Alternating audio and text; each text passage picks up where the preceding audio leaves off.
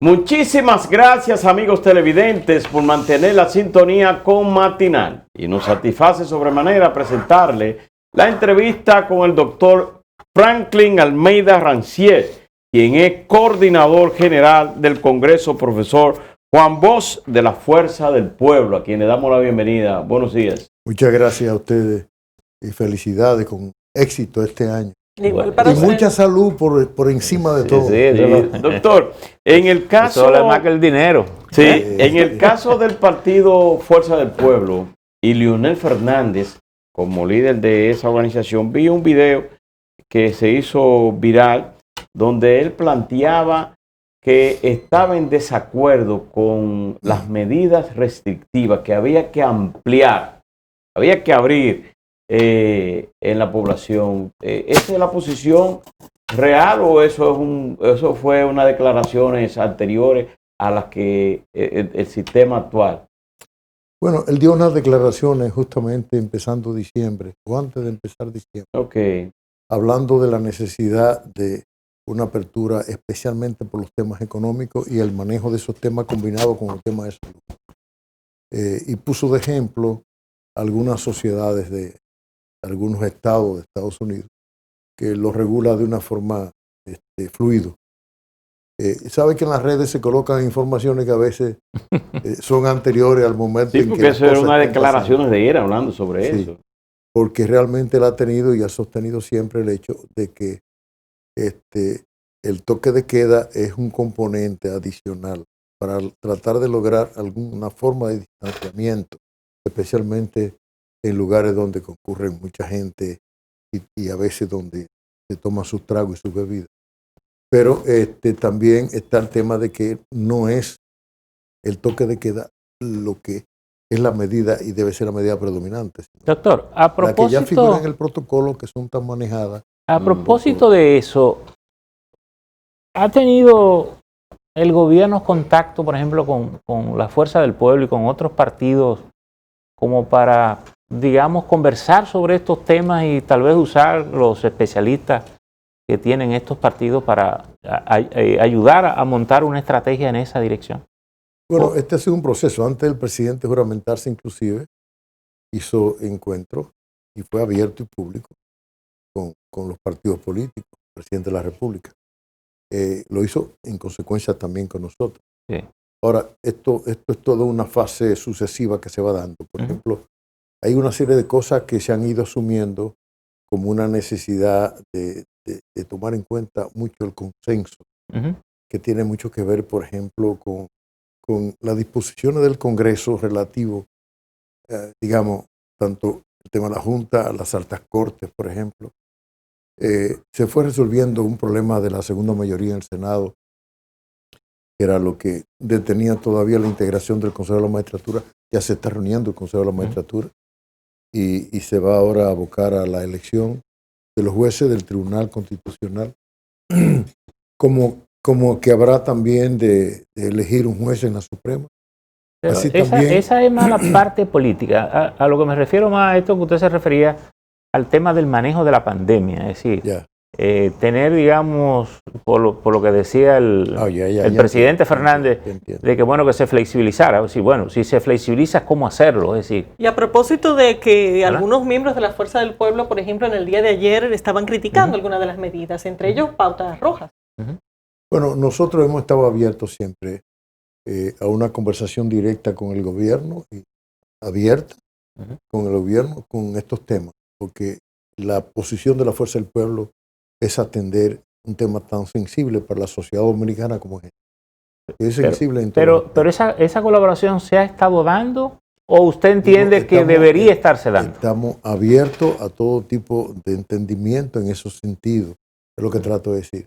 Y en algún momento ha habido alguna forma de intercambiar algunas impresiones, pero eso es un tema ya que hay que irlo llevando, porque el que gobierna y siempre quiere tener sus primeros meses de gobierno, como sus 100 días, va llevando el proceso ese partido y ese presidente. El expresidente Leonel Fernández está en el país, ya se ha reunido nueva vez quizá no pública, con el presidente Luis Abinader.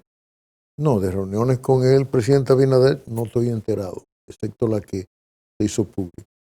El presidente Fernández está en el país, como no está muy activo. Está participando como estamos participando todos de forma virtual. Lo que no está dando es declaraciones públicas. Aunque ahora se pueden hacer las reuniones virtuales y usted no se entera. Haciendo reuniones virtuales. Nosotros tenemos montado... Bueno, de hecho estuvo muy activo en la celebración de su cumpleaños. Sí. Tenemos un congreso virtual nosotros, como el cumpleaños fue virtual también. Y decía el congreso, primer congreso del pueblo, profesor Juan Bosch, ¿cómo se llama? Tiene ahora mismo 7.331 participantes como miembro activo y después presenciales digitales, como le llamamos, que son aquellos que aportan ideas desde fuera, que no tienen derecho a voto, sino que a opinar, son unos 7.000 y pico más.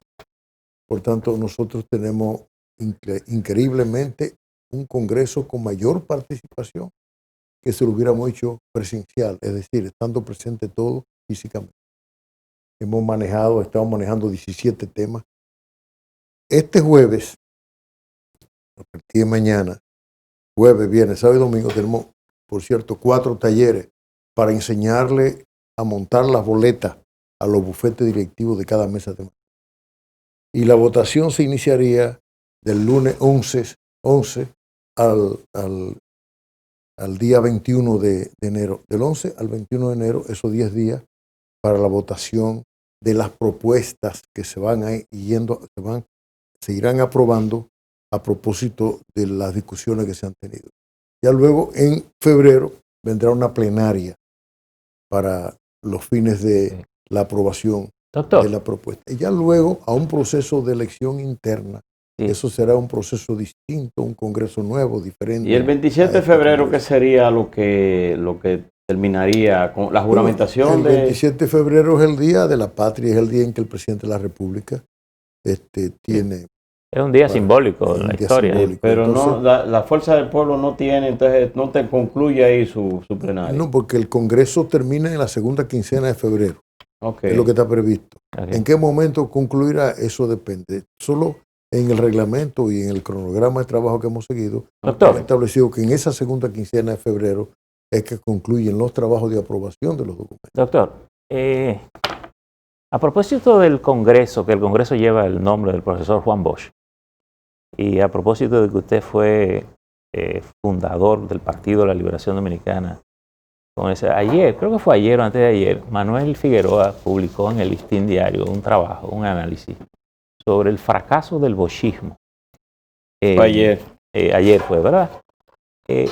Usted no sé si vio el trabajo, pero si no lo vio, le quería preguntar, porque usted está construyendo una nueva fuerza política, posiblemente basado en estas ideas del profesor Juan Bosch. ¿Cuál es su criterio del rol del PLD, del boshismo, en estos 20 años en que pudo andar por los predios del poder? Yo leí el trabajo y lo tengo ahí justamente para hacerle una revisión de fondo. Y él tiene errores que son tontos, como el hecho de que, por ejemplo, nosotros renunciamos el 23 de noviembre. Las fechas a veces son importantes. No fue el 23, Juan Bosch renuncia el 18 de noviembre. Saliendo de una reunión de mi casa, se convocó un solo periodista del Listín Diario, que fue Pedro Caro, que por cierto murió, enviado por Rafael Herrera, director del Listín. Y él le dio la declaración al Listín Diario con exclusividad. El PLD se funda su Congreso Constitutivo el 15 de diciembre, pero se monta totalmente el 26 de enero. Y ya luego, en mayo del 94, en 1974, es cuando entonces en el Congreso Salvador Allende se discuten todos los temas. Hoy en la Fuerza del Pueblo estamos discutiendo todos los temas en un Congreso virtual. Y lo estamos haciendo en 3 meses, casi 4 meses. El PLD cuando se fundó sobre la base de que cuando Duarte funda la República, proclaman la independencia, 4 meses y días le dieron un golpe de Estado a los trinitarios y Pedro Santana lo sacó del poder el 14 de julio de 1844. Y fueron desterrados. Duarte murió en Venezuela, en el exilio. Todos los trinitarios fueron sacados del país. 4 meses. Un golpe de Estado cuatrimesino. Fue un gobierno cuatrimesino. Como fue el de Juan Bosch, de 7 meses. Sí, murió Duarte, murió Vicente, su hermano, y Rosa. Y se funda el Partido de la Liberación Dominicana. El referente fue que aquella obra que inició Duarte, completar la obra de Duarte. Había que terminarla. ¿Cuál era la obra de Duarte? Fundar la República. O sea, no proclamarla solamente la independencia. Es organizar el Estado. Organizar el Estado y sus instituciones. Y lograr además que los derechos prevalecientes en el momento de que se trate, ¿verdad?, fueran ejercidos plenamente. Leonel logra eso en el 2010 con la Constitución del 2010. El marco jurídico para un Estado social y de derecho moderno, distinto, diferente. Dimos el paso importante. Pero además con el proceso de crecimiento de la economía nacional, como empezó desde el 1996 hasta la salida de Danilo del poder, hasta el 19, hasta la salida de nosotros del poder. Se dio un crecimiento indetenible de la economía. De 18.000 millones de dólares el Producto Interno Bruto en el 96, llegó a 80.000 millones de dólares en el 19, en 2019. Por tanto, nosotros fuimos cumpliendo con objetivos esenciales del proyecto. Ahora, el bochismo no es PLD. El PLD es una casa. La familia se muda de una casa a otra casa y sigue siendo la misma familia. Nosotros somos una familia que hemos tenido que salir de ese rancho, porque ese rancho hasta quemándose está, como vimos lo que pasó en Santiago. Y políticamente ni decir también. ¿Tiene algún valor simbólico lo del incendio? No tiene sentido llamarle ahí que eso es una obra. Pero ¿en qué falló entonces el PLD en cumplir esa obra? Bueno, por ejemplo, la parte ética. El fallo básico fue lo siguiente. Realmente, mientras Leonel estuvo bajo el control del Estado, el Estado no fue usado para que la cúpula partidaria hiciera lo que le diera la gana. Más bien, sale Leonel, entra Danilo, y desde el Palacio Nacional es que se alimenta una cúpula que termina ciertamente desnaturalizando los propósitos del PLD. Pero la cúpula era prácticamente la misma. Sí, pero ¿sabes qué? Que en la familia hay de todo. Hay de todo. Entonces, los que predominaron finalmente fueron los que fueron favorecidos del palacio. Y el que no aceptaba ese predominio iba a tener problemas. Ustedes hasta como periodistas sintieron eso en la sociedad. Porque ustedes siempre mantuvieron una integridad evidente como comunicadores. Ustedes saben bien que hubo presión ya no solamente hacia esa cúpula que se revirtió totalmente, sino también sobre niveles medios de esa organización y amplios sectores de la sociedad. Pero en el caso... Cuando salimos del PLD, la gente no lo entendió. La verdad, hubo mucha gente que no lo entendió. Lo vio como un problema de lucha por la candidatura presidencial entre Leonel y Danilo. Hasta que finalmente se va viendo el proceso con mucha más claridad ahora, cuando están siendo procesados judicialmente todos los integrantes de esa cúpula dirigente. Ustedes salieron entonces por la corrupción que vislumbraron o que estaban sintiendo desde el gobierno de Danilo Medina, que traicionarían ellos los principios luchistas. Los esfuerzos para evitar ese predominio fueron de décadas. Las últimas 2 décadas. Y la última década fue muy acentuado. Entonces hubo Leonel logró asumir un liderazgo que mantuvo a raya esa situación. Y había que gobernar al mismo tiempo que tener estos controles. Ya cuando entra Danilo, las cosas se desbordaron. Totalmente. Se desbordaron saliendo del poder. En ese momento, en el 2012. Es tanto así que lo advertí abierta y públicamente, y pedí le dije a Leonel, vamos a hacer una serie de actividades en el 2013 a propósito del 200 aniversario de Duarte, 50 años del gobierno de Juan Bosch, 150 de la guerra restauradora y la fundación del PLD que cumplía 40. Pero en el caso del para partido... completarte la idea, sí. y era para mover toda esa membresía partidaria y evitar que ese proceso que se veía venir cogiera fuerza. Cogió fuerza, tanta fuerza, que fueron tan descarados que le trajeron. Y hablar de eso es desagradable. Cuando usted se divorcia, mire, sí. deje tranquilo la pareja. No, pero hay una parte, y es que es el hecho de que usted entiende que el Partido de la Liberación actual, los miembros que están en ese partido, traicionaron los principios de... Yo hablo de la cúpula. De la cúpula. De la cúpula. Claro, ya ese partido no tiene ni tiene... es una casa vacía.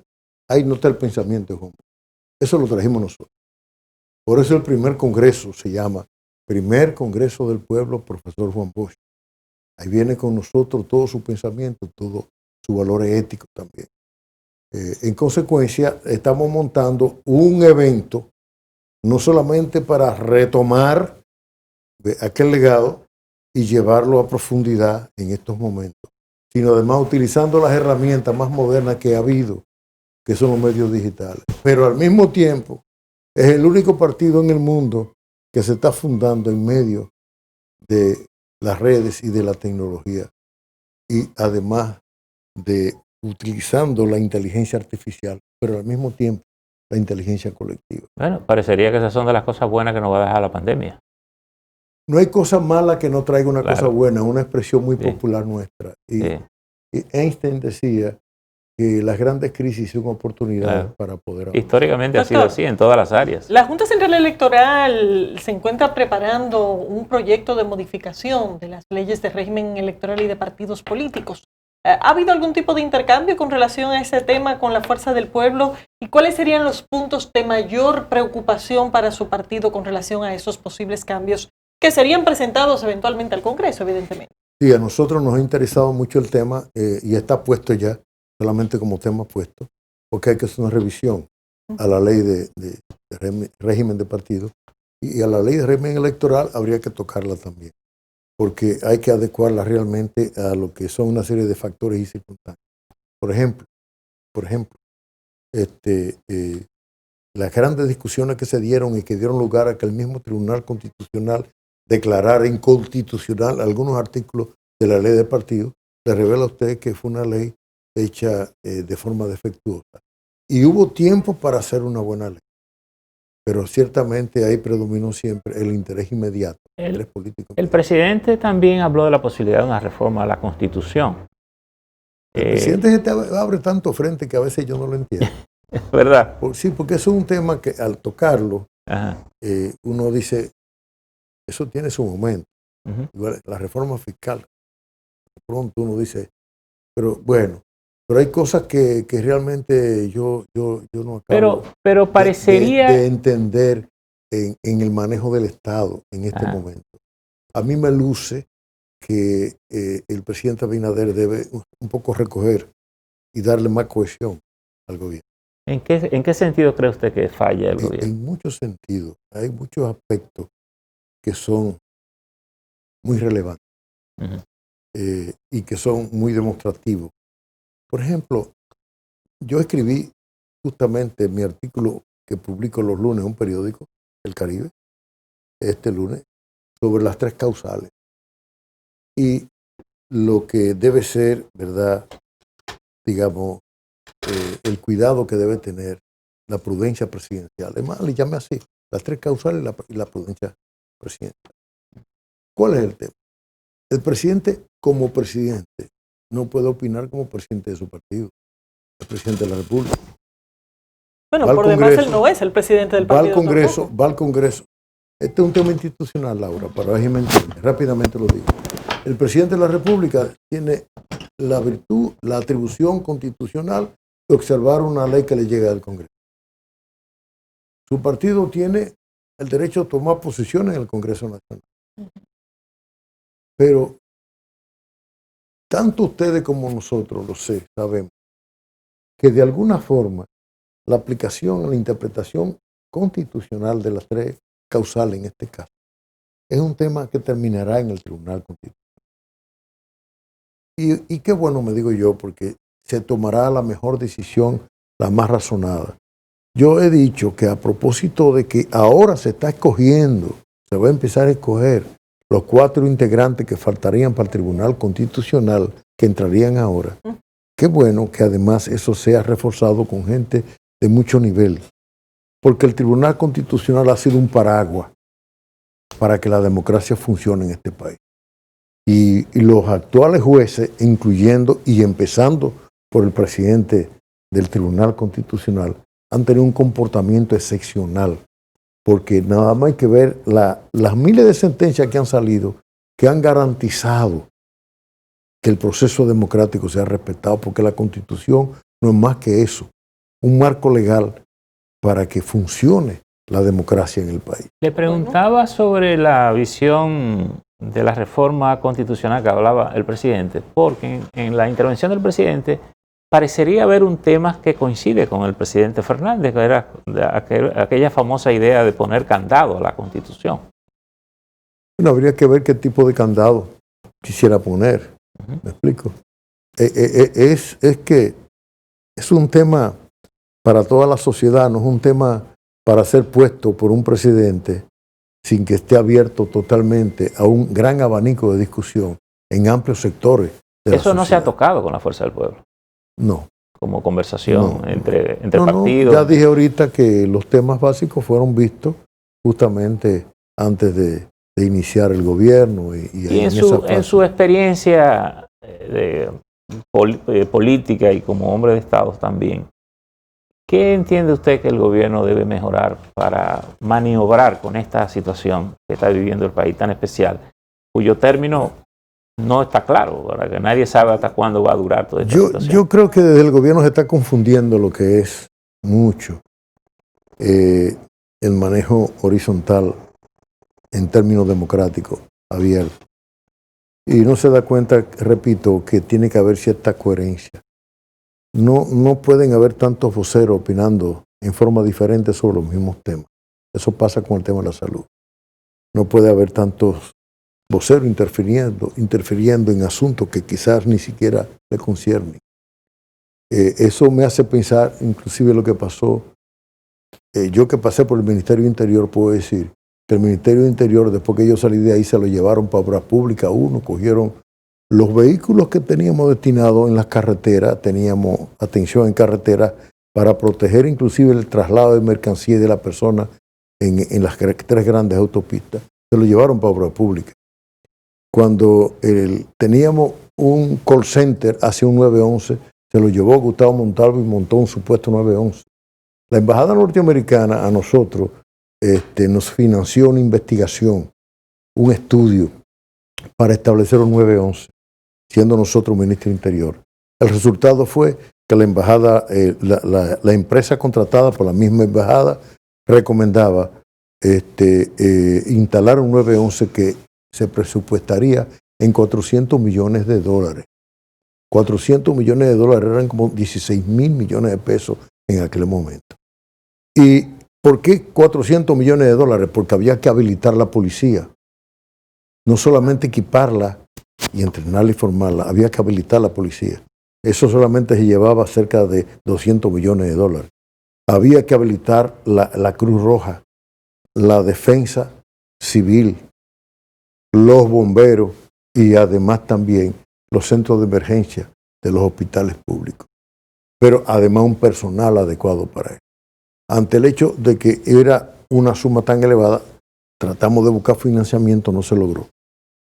Cuando veo que se llevan el 911 hacia el call center que estaba en interior para un 911, es un call center, eso no es un 911, con una ambulancia que el viento la podía voltear en cualquier momento, donde había una improvisación, y así ha sido. Ahora usted siente que el 911 no está respondiendo lo que debe ser. ¿Por qué? Porque fue una improvisación. Se la llevaron al Ministerio de la Presidencia en el Palacio Nacional y no respondía a lo que debía ser un 911. Esas improvisaciones institucionales son las que hacen daño al país. porque ahí vamos en el tema.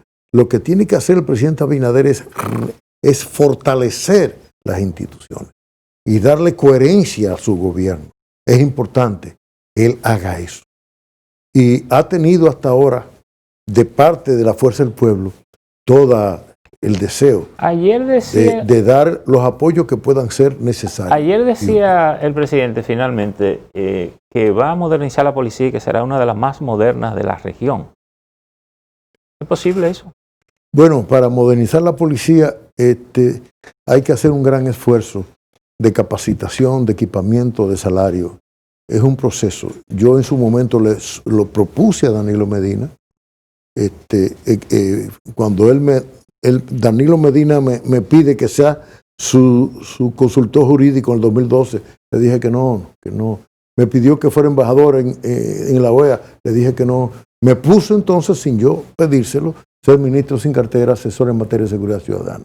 Y yo me lo creí y le mandé frecuentemente propuestas. Una de ellas fue formar, con la contribución de John Jay College, Policía de New York, las universidades dominicanas, 10,000 policías anual. En 3 años, formar 30,000 policías, más reentrenar lo que había. La fase de entrenamiento y reentrenamiento es necesaria en la policía. El equipamiento es necesario y el salario también. Sin la policía no hay un eje básico para la seguridad ciudadana. Doctor, gracias por haber estado con nosotros. Estamos ya más que pasados del tiempo. Agradecemos la visita del doctor Franklin Almeida. De esta forma también llegamos al final de esta entrega. Gracias por la sintonía. Nos vemos mañana.